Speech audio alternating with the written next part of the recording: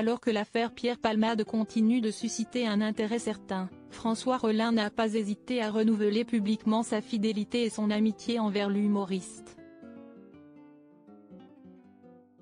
Tandis que le verdict dans l'affaire Pierre Palmade est attendu avec grande impatience, nos confrères de Libération ont publié, dans leur édition de ce mercredi 17 avril, un papier au long cours reprenant les faits mais aussi les conséquences du grave accident de la route provoqué par l'humoriste de 55 ans et l'engouement médiatique qu'il a suscité.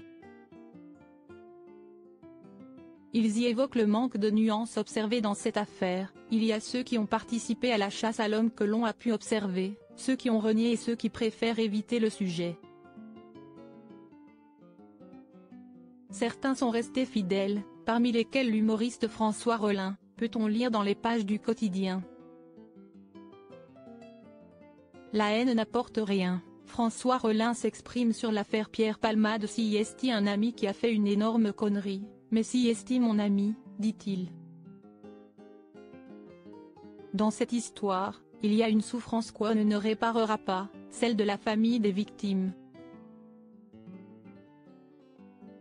Le reste est devenu un exutoire, mais la haine n'apporte rien, déclare François Rollin dans l'article de Libération.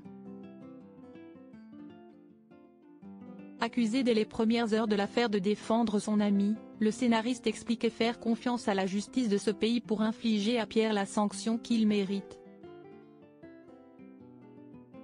Non sans émoi, François Rollin a aussi pris la parole, au fil de cette tumultueuse année, au sujet des nombreuses addictions de Pierre Palmade.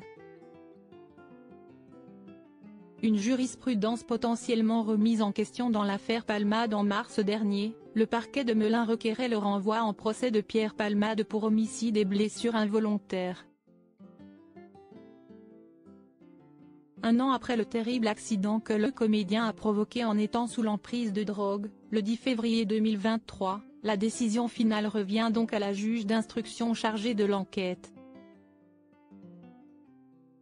Si cette dernière est libre de suivre, ou non, les réquisitions, la Cour de cassation s'est déjà prononcée à plusieurs reprises sur le sujet de la mort in utero au début des années 2000. En droit pénal, le fœtus n'existe pas, sa mort ne peut donc être reprochée à quiconque, peut-on lire sur le site de France Info. À lire aussi accident de Pierre Palmade, un an après le drame, où en est cette tragique affaire et que devient l'humoriste ?